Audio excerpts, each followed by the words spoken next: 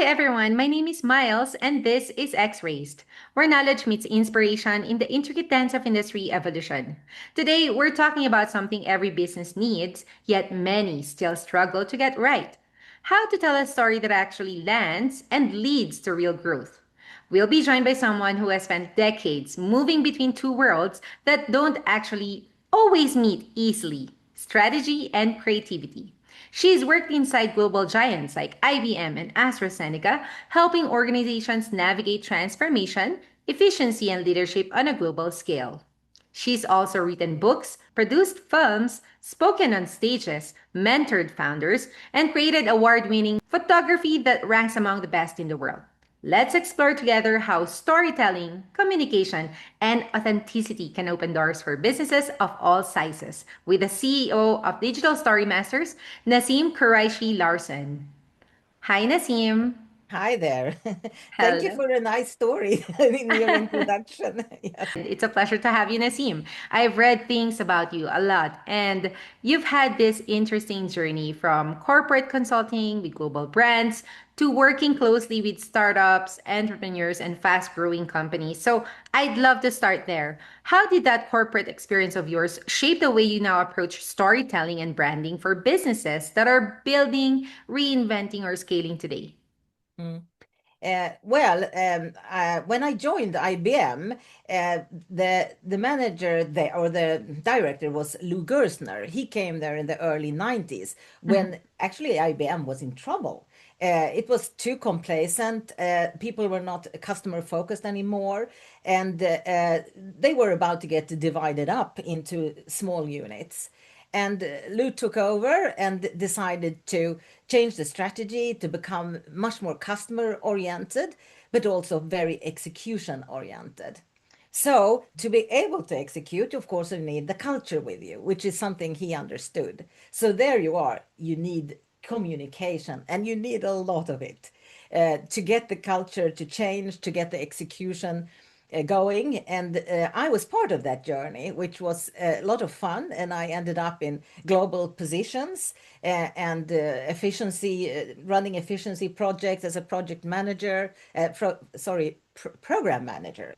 So that means I was also communicating with people all over the world. So, and AstraZeneca too had a lot of globalization things going on, and outsourcing. I was part of that period also when a lot of people were outsourcing, and again, communication extremely important, and partnerships. So AstraZeneca is, for example, a company that works with partners a lot, and so does IBM, of course. I've also seen small startups being bought by these big giants and integrated. And I've also seen some of the problems this causes. So I think even at that time, I got to understand the world of the startups also. And the different stages. So for me, a story is a lot about, it's like history, for example. So what's the history of a company? What's the history of a founder, you could say? So that says a lot about um, also what's going on in a business, what they are doing, from whom, and how it's working out. It's a story, you could say. Right. Well, efficient communication indeed is highly necessary, Nasim. We often focus on numbers and, tactics, but people don't rally around spreadsheets. They rally around purpose and leadership. And that naturally leads into how stories are actually told today. There are so many businesses struggle to stand out in a crowded digital world. Everyone's posting, advertising, and pushing messages nonstop. So, what makes storytelling through photography, film, and words such a powerful advantage, Nasim, compared to, more traditional marketing approaches? Mm. Well, I started with film actually from a text perspective, you Mm-hmm. could say. I started actually by going to courses to learn how to write books, in fact, Oh, which I've also done. So, but somewhere along that process, I realized that film is a really effective means of communication because mhm. you can show and tell at the same time, kind of. So film is very efficient, and I started learning film script writing. And when you make scripts, you always say that you cannot have anything in there that doesn't have a purpose. No scene, no object, no subject, no anything that doesn't have a meaning. That becomes extremely effective communication. Mm-hmm. And you use everything. So you use hearing, you use seeing, Right. you use Uh-huh. colors, you use objects, you use backgrounds, you use people, you use Mm-hmm. emotion, you use music. A There's lot. nothing that you don't use, kind of. And Mm-hmm. I found that really exciting. But I think it was a good thing to come also from the writing because then the story is isolated. I find that people get stuck in technology. They think it's about expensive technology and doing, complicated technical stuff. Mm-hmm. But if you look at photography, for example, and art photography, some of the most famous shots are like street shots with poor cameras. I mean, with Yeah. I find the same with myself. When I'm doing art photo, I might catch something with my actual iPhone Mm-hmm. because I saw something, and then I was quick enough to get my camera to catch that special lighting that was at that time. Uh-huh. So I think that for me, it was just an efficient way of working. And I've kind of also been very into efficiency. That's why I was also working in efficiency projects, because I feel that the use of resources is very important. So you decide what your outcome is, but you don't start with what do I need to run a business? Oh, I need an office, I need this, I Yeah. need that, and I need these processes. No, you need to go as fast as you can towards this goal. And Yeah. you need to not use old processes, old technology. And a lot of things that people do are inherited from the past.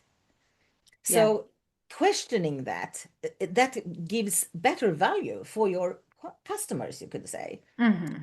So AI, for example, now that's coming. Uh, a lot of people feel threatened and as if the value of what I do is going to be reduced, but it increases your value. You're able to do more for more people. You're able Mm-hmm. to, for example, in medicine, I mean, how important isn't it that everybody has access to the medicines they need? Well, if Mm-hmm. they're too expensive, that won't happen, right?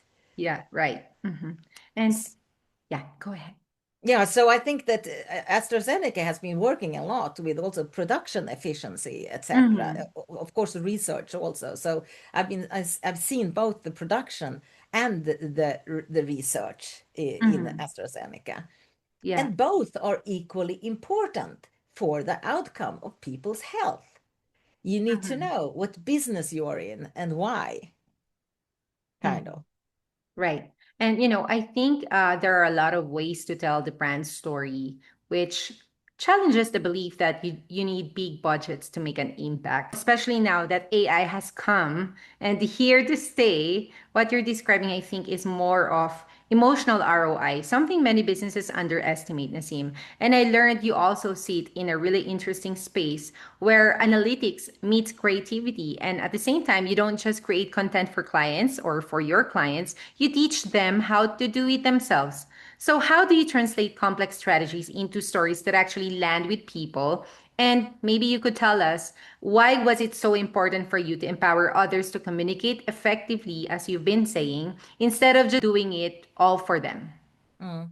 Well, that was also a learning I had all the way back from when I was in a utility once upon a time also, complex, Okay. big technology, and people, they love their technology. Same thing in IBM. People love the technology and what they Mm-hmm. do, but they are often unable to explain the value to other people. Mm-hmm. And they are, so this is actually the same situation as founders have sometimes. They love their product, but they can't explain to investors or, what the value is and what the Mm-hmm. value will be for the users and why it will be something that will be accepted by the marketplace.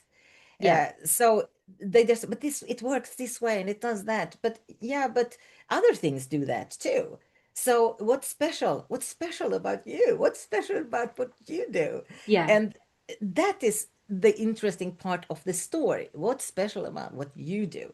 And what learnings do you have in your background? So a lot storytelling is a lot about crisis. So like Lou Gerstner's story, he came when there was a crisis. And that's Mm-hmm. when you need the Yeah. heroes to find a direction that people can go with. Mm-hmm. But it's normally not a clear path. Like with founders, a lot of them have been on the verge of bankruptcy For many sure. times, Yes. before they succeed. Mm-hmm. And sometimes they have to let go of something. In the film business, we call it kill your darlings. You have like a scene that you love and it's going to turn out so great and might be expensive too. And then when you've been shooting it, it turns out it didn't become great. And Mm-hmm. it's not actually helping to tell the story. And Yeah. sometimes it just has to be cut out. And that's Mm-hmm. really difficult for people that maybe spend so much It energy and is. time on creating this scene, and now you want to cut it. And yeah, and it's the same thing with a business. And I've done that too during my time in IBM, for example, that uh, they've created some system that's become Mm-hmm. too complex and difficult to use, or Yeah. a lot of businesses have been in that situation. They built their own systems. The systems are hardly usable, and they have a whole load of people trying to make it usable. And while new technology has arrived on the scene, Mm-hmm. off the shelf, like we used to Yeah. say, so you can just actually throw it away and do something else, Mm-hmm. which is Right. cheaper and more effective. Uh-huh. But people find it difficult to do that, to let go. But I think that that is something that, for example, investors will admire about a company. If they say like, "Oh no, it's always gone well. We've always, gotten everything that we at the time we thought we would. We've kept the time plans. Everything has been fine." Mm-hmm. Then they think, "Well, what's going to happen when it's not? How are Yeah. they going to react then?" Correct. Because someday something is going to happen, which is not fine.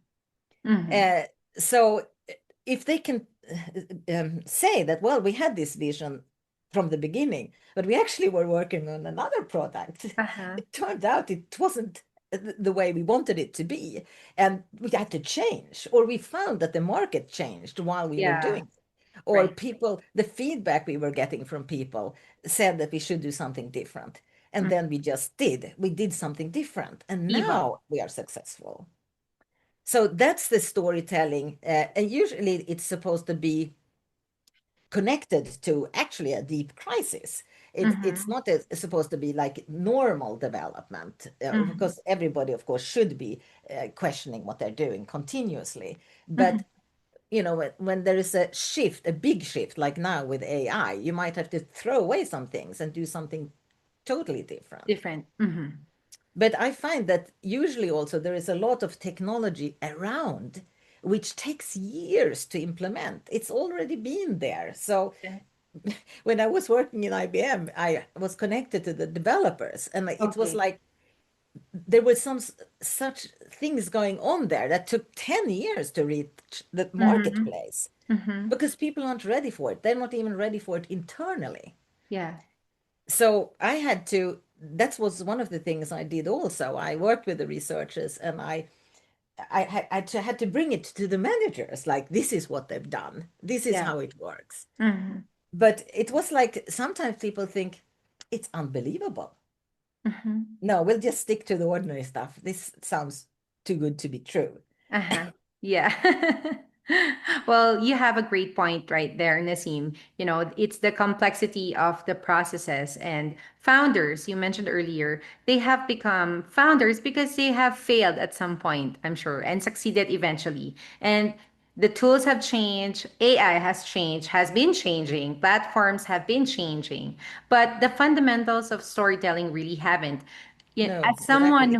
and as someone who works with founders a lot, I see how freeing it is when people realize they don't need perfection.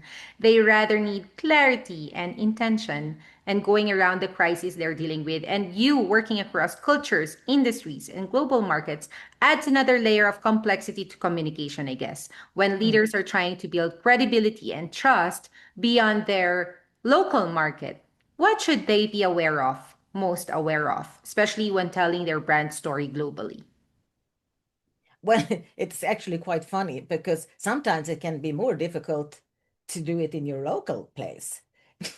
So, because there is a lot of resistance of people around you. It's like if you tell your parents that you made a fantastic invention, they might be like, Mm-hmm. "Oh, don't be too big-headed now, you know. Why would you come up with something that would be world-changing? You're just an ordinary person." Mm-hmm. And some founders may have actually left their companies that they've been in because nobody has listened to them when they have wanted to create something innovative or something fantastic. So and then they're like, "No, okay, I'll have to do it by myself then," because they don't get it.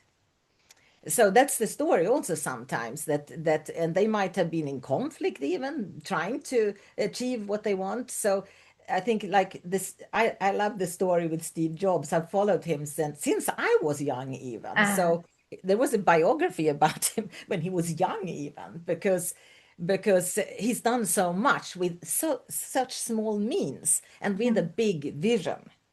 mm, And he's also, of course, this kind of story hero. He's still a hero, even though he's not alive. He's still like the face of Apple. yeah. So a strong story is yeah, like a major king that you know that he was there. But even if he's not anymore, he's part of the package, the Yeah. story. Mm-hmm.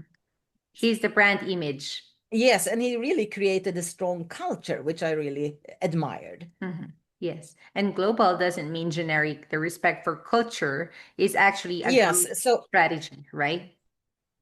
yeah. So, but then of course, thing is also if you find a local market and they love your Mm-hmm. product, it doesn't mean that other countries will. So of course you need to look at why your culture loves it and why you think it's a good thing, Mm-hmm. and really question from another person's point of view who is not from this culture, will they feel the same? Will they feel the same about the advertising? Do they like the same kind of Tone. stars, for example? Even if you use somebody famous, is this Mm-hmm. somebody that means something to these people? Yeah. Endorsers, So ambassadors. yeah, but and also small things like even like color schemes. Like I say, in a Mm. film, everything matters. Everything matters, and in different countries they like different color schemes. Mm-hmm. It's pretty clear. So, for example, the Nordic regions, they love cool colors and blue and light blue and things like that. Mm-hmm. Whilst in India, they like green and yellow. Uh-huh. But yellow is not a color that normally is used here. Mm-hmm. So it's You even have to Americans. adjust. Sorry. The brand has to adjust. Yes. Yeah. So if they have it exactly the same graphics or something like that in one country and another, it might Mm-hmm. not feel good. If you have a toothpaste that's not red and blue like all the toothpaste are here, it might feel like there's something wrong with this toothpaste. Uh-huh. It's a foreign, strange, and not good toothpaste. This Uh-huh. is actually a live example from I there was a small business owner who wanted actually to sell toothpaste here in the Nordic Okay. region. And I tried it. It was a fantastic toothpaste, but then there are a lot of regulations, and that's one of the things, of course, that has to be handled with the small business owners, depending what it is. So in the Mm-hmm. medical industry, that's one of the difficulties, of course, Yeah. that there are a lot of Restriction. regulations around. Yeah. So I'm also what you call a certified EU consultant for looking at research that is going to be, so they call, disseminated into the marketplace. Mm-hmm. But there are a lot of challenges particular to this area, of course. So even a toothpaste, you can't just sell it from Asia to here. Mm-hmm. It has to go through a lot of kind of expensive checkups. So if you don't understand that you're going to have a lot of expenses around the regulations, Yeah. Mm-hmm. that's also difficult. But Yeah. then, as I say, you can have a great product, but that packaging would never have been accepted in Sweden. When I Mm-hmm. looked at it, it was like, oh my God, this looks so Asian. Nobody would use a toothpaste that looks like this. They would think there's something wrong with it because Yeah. that's what the colors signal to us. Mm-hmm. Wow. So the filters have to be considered. So, Naseem, before I let you go, we better bring this home for the audience. Many business owners and executives tuning in right now are doing solid work, but still feel invisible. What's the first shift they should make if they want their story to open real doors for growth, opportunity, and trust? Well, one of the things that I use actually film for is also to film people who have experienced their products, who have actually found the value in the product. That's a really good start.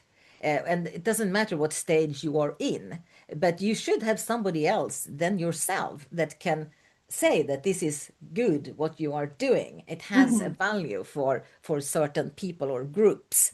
Uh-huh. Uh, but also, I think that people underestimate the value of a leader. So I've been, into a lot of leadership things, and it really matters. So it matters to banks, it matters to investors, it matters to clients too, Of course. because you want to see also that this business is resilient. If I, bet on this product, will it be around next year? Will Mm-hmm. it be around in 5 years? Yeah, sustainability. Exactly. So you have to prove that you are trustable in that way. So if you have some history that you can bring up, that's Mm-hmm. great. But you also sometimes you have to put together a team where you can Mm-hmm. show that I may be young and new in the marketplace, but I have people in my management team. I have uh, a board where there are people that are qualified, that know these markets, that know, Mm-hmm. other things. Yeah. So I think I'm also interested in that in board positions and so on, and because I've seen a lot of uh, startups and so on, and they don't have the right skills to take it to the next level. They do need some experience, and I'm not talking about then experience that they have to know exactly how to do it. But people like me, we've been through a lot of change. We've seen things come and go. I've seen, even when I was young, I was working in McKinsey drawing diagrams on a board. And we had a book that was this thick that said how the diagrams were supposed to be made. Suddenly, there was a system doing it. You start entering figures and it draws the diagrams Yeah. by itself. And in the film business, there have been a lot of changes. Mm-hmm. And there have been, but actually, they've been using AI for years. So it's Mm-hmm. not new there either. Like if you make a historical film, how are you going to show Rome? Are you going to rebuild Rome to show that? No, they had used green screens Mm-hmm. and made backgrounds, digital backgrounds, and so Mm-hmm. that it's been around for many many years. I think it's funny, it's more like people have realized that it's there now, Yeah. and realize that maybe I have to do something, maybe I have to use it, maybe I will be affected. Mm-hmm. Right. So the contribution from stakeholders from various point of views really matter, especially with AI, as you said, reshaping how work gets done nowadays. Adaptability and honesty about change actually strengthen credibility. So thank you so much, Naseem, for sharing that storytelling is more than just performance. It's about connection and communication. So Yeah, we really appreciate you sharing your stories with us today, sometimes Naseem. about technology also, I would like to Yeah, add. So both, of technology, course. strategy. Thank you so much, and I hope to have you again. Okay, thank you for talking to me. So see you around. Yes, thank you, Naseem. So, if you folks are looking to build visibility, credibility, and growth through authentic communication, whether through storytelling, photography, film, or strategic advisory, make sure to connect through the links below. We're dropping how to learn more about Naseem and Digital Story Matters. Thanks for joining us. Until next time, this has been your host, Miles. Stay focused, driven, and inspired with X Rays.